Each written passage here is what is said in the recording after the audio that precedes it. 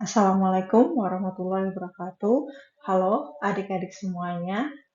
Ketemu lagi dengan saya Siti Nur Aisyah. Kali ini kita ketemu untuk video learning di mata kuliah kewirausahaan.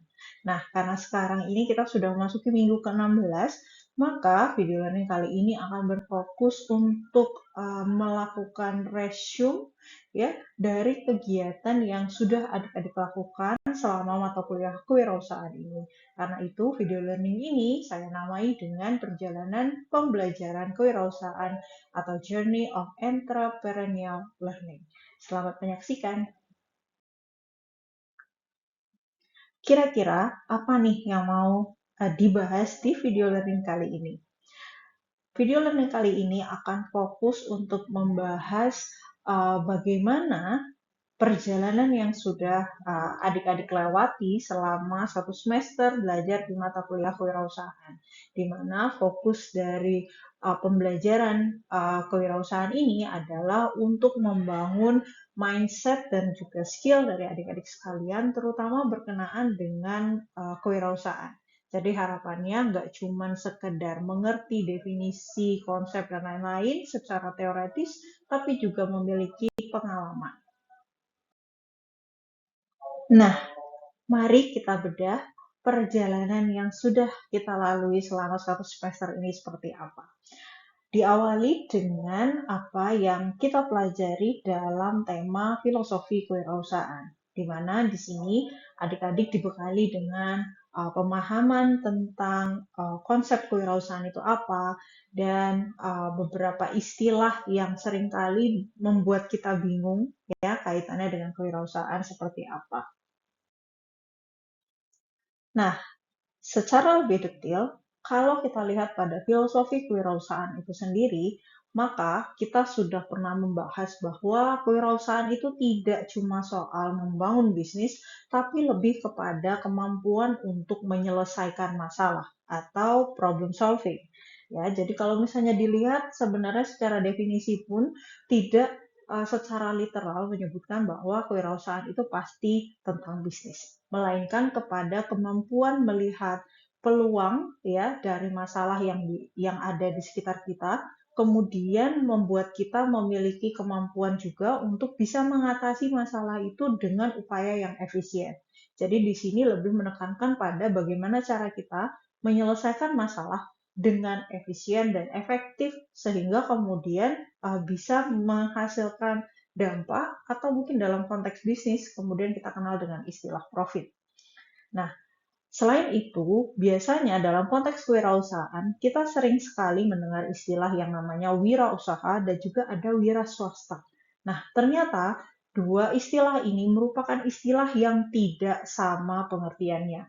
Jadi kalau kita lihat bahkan secara terminologi English-nya pun, wirausaha adalah entrepreneurs, sedangkan wira swasta lebih kepada self-employed.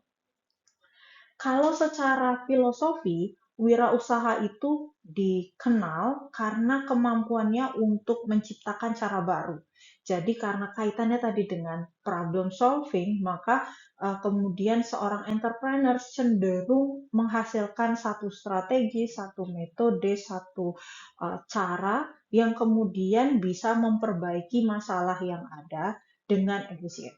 Berbeda dengan wira swasta itu biasanya lebih kepada menambahkan value baru pada produk-produk yang sudah ada. Jadi dia sebenarnya lebih ke repetisi ya, pengulangan, tidak menciptakan value baru atau cara baru terhadap permasalahan yang ada, tapi lebih menghasilkan variasi. Nah, jadi misalnya boba, ya boba dikasih topping apa gitu, tapi tidak menghasilkan satu value baru yang kemudian bisa digunakan atau dimanfaatkan oleh masyarakat.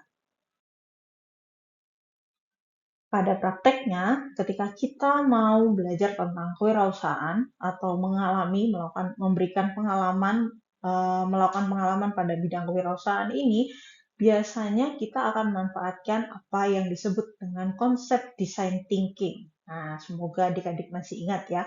Ini menjadi dasar penting yang kita pakai untuk bisa menciptakan satu ide baru yang fresh, yang kemudian efektif dan juga fit to the need ya. Jadi sesuai dengan apa yang dibutuhkan. Nah, design thinking didefinisikan sebagai konsep berpikir ala perancang atau desainer, di mana kita cenderung menghasilkan rancangan yang human center. Artinya, rancangan itu difokuskan pada apa yang sebenarnya dibutuhkan oleh orang lain. Ya, apa yang dibutuhkan untuk menyelesaikan satu problem yang kita temukan di sekitar kita. Jadi, di sini konsepnya bukan sembarangan merancang, tapi merancang by purpose ya. Jadi ada tujuannya dan tujuan itu untuk pemenuhan kebutuhan manusia. Dan design thinking itu digunakan sebagai satu pendekatan inovatif untuk merancang produk atau jasa. Kalau selama ini kita membuat ide bisnis itu cenderung mempertimbangkan hanya pada misalnya apa? Apa yang kita suka, apa yang kita senangi, apa yang kita minati. Nah, tapi konsep design thinking memungkinkan seorang entrepreneur berpikir dari kacamata customer yang nanti akan membutuhkan. Sehingga point of view-nya jadi berbeda dan produk yang dihasilkan pun akan lebih fit to the market atau sesuai dengan kebutuhan pasar. Ayo, ada yang masih ingat nggak tahapannya design thinking seperti apa? Nah, di sini kita bisa lihat ya bahwa design thinking itu memiliki 5 tahapan utama, ya, di mana dalam mata kuliah kewirausahaan ini kita melakukan setidaknya 4, ya, karena biasanya yang tes ini sifatnya lebih kepada proses pengujian yang berulang-ulang sehingga memang kita tidak lakukan ini secara intensif di kelas, ya. Tapi kalau yang kita lakukan selama mata kuliah kewirausahaan itu mulai dari tahap pertama, empathize, define, ideate, and prototype.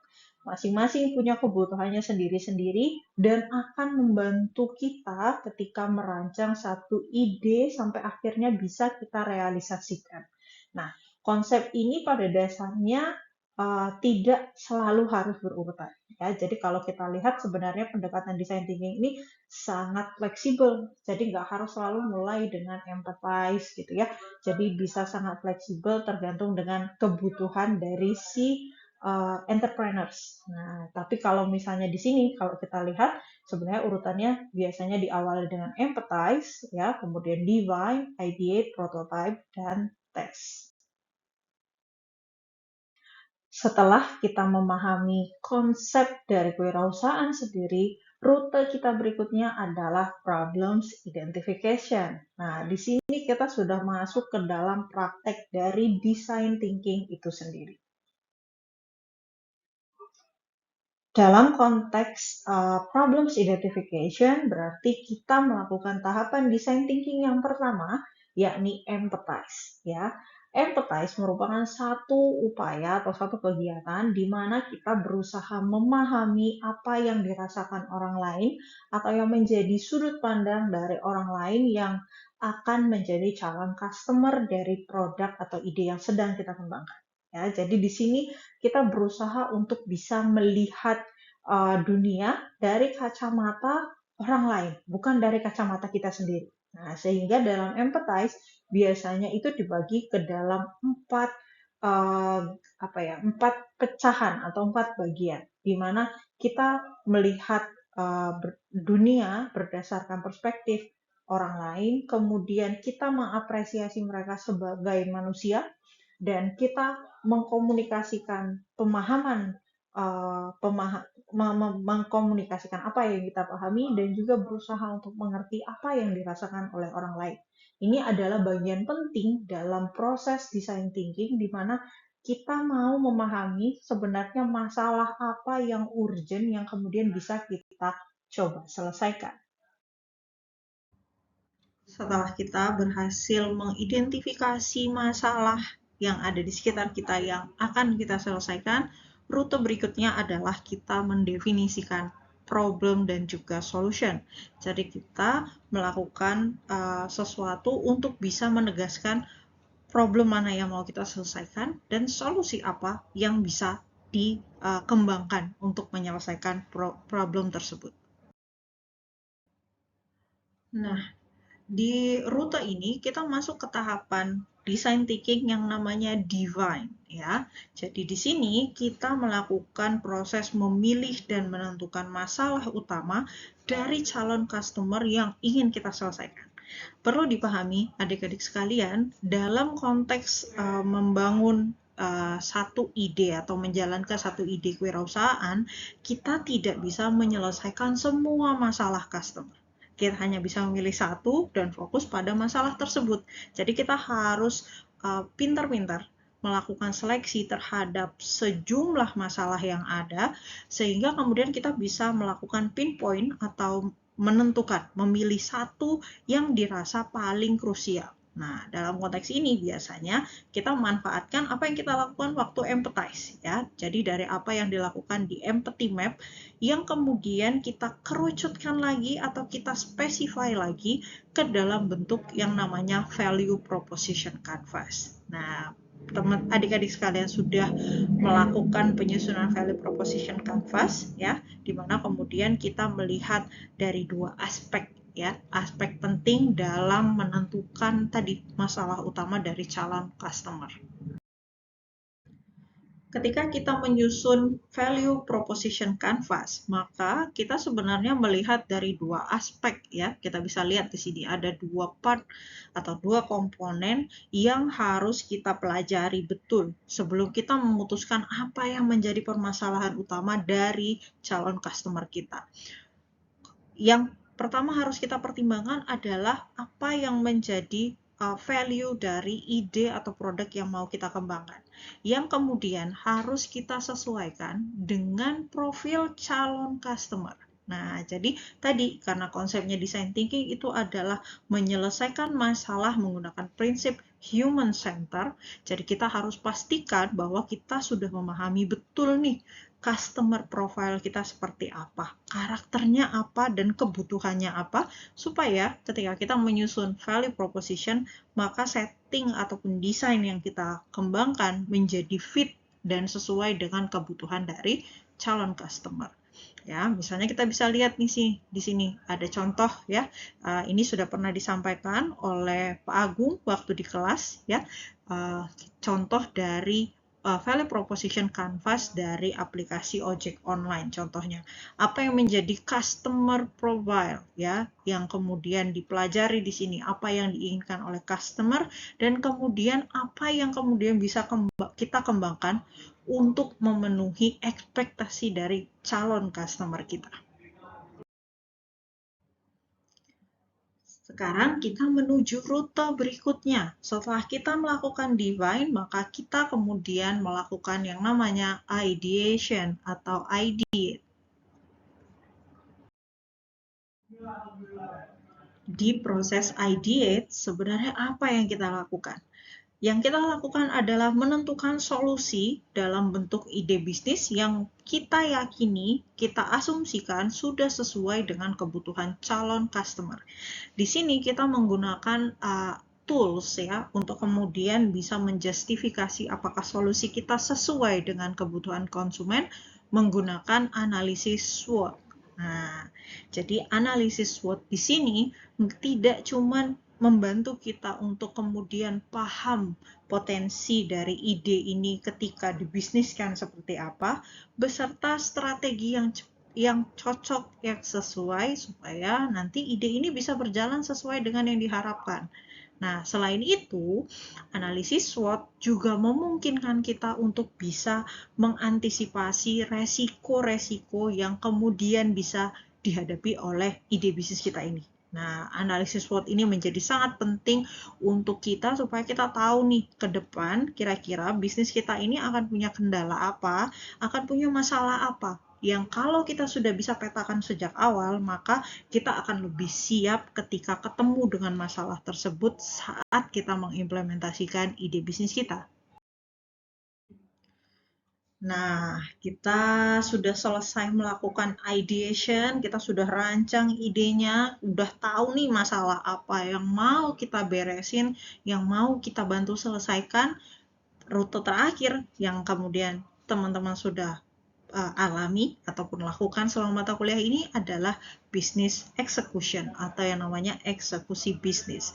Meskipun eksekusi bisnis pada mata kuliah ini belum sampai ke tahap yang profesional, namun harapannya selama teman-teman melakukan eksekusi bisnis ini memberikan teman-teman pengalaman bagaimana rumitnya ya kalau kita punya ide bisnis ternyata nggak sesimpel dapat idenya kemudian selesai. Nah, ternyata jauh setelah kita mendapatkan ide, kita masih punya PR nih. Nah, kira-kira PR-nya apa aja? Mari kita lihat. Well, PR pertama dalam konteks eksekusi bisnis adalah prototype, ya, yang merupakan tahapan keempat pada design thinking. Nah, prototype ini adalah upaya atau kegiatan di mana kita berusaha merealisasikan ide kita, ide bisnis kita dalam bentuk produk real yang nantinya akan kita komersilkan. Nah, sebelum kita benar-benar mengkomersilkan ide tersebut, kita perlu melakukan yang namanya prototyping. Nah, berdasarkan gambar ini, kita bisa lihat bahwa proses prototyping itu sebenarnya juga membutuhkan beberapa tahapan ya, tapi tahapannya banyak dan beberapa sumber menyampaikan beberapa tipe tahapan prototyping, namun di sini yang saya point out adalah proses utamanya saja. Nah, di mana kita bikin contoh produk, kemudian kita validasi contoh produknya dalam bentuk ini ya, feedback ya, kita minta kalau kita punya bisnis makanan ya, kita buat makanannya, kemudian kita tawarkan supaya orang mencoba, diminta untuk memberikan testimoni. Nah, dari testimoni ini, dari feedback ini, kemudian kita lakukan penyempurnaan. Nah, kira-kira seperti itu.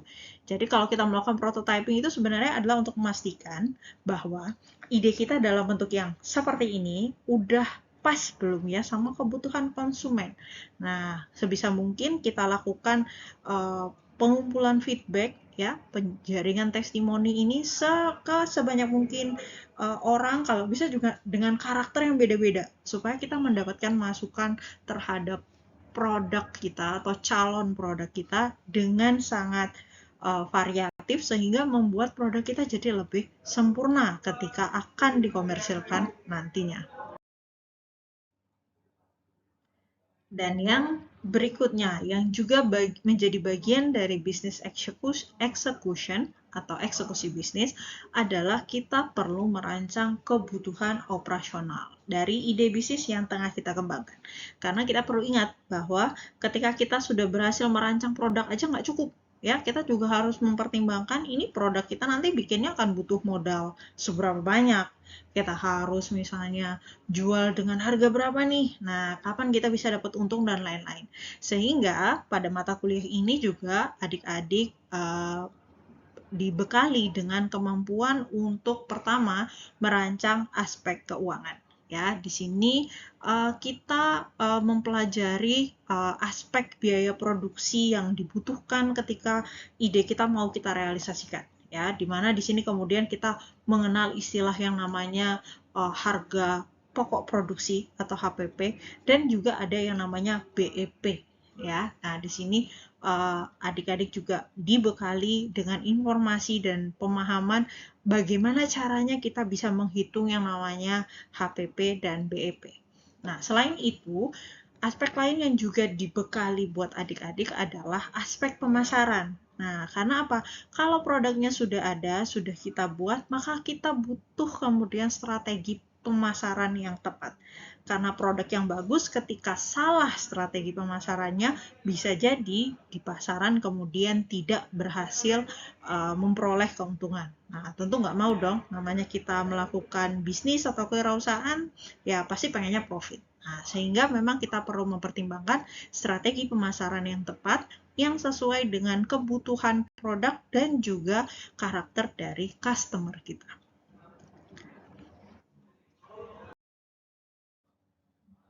Nah, itu tadi recap dari perjalanan adik-adik sekalian di mata kuliah kewirausahaan dalam upaya tadi membangun entrepreneurial mindset dan skill.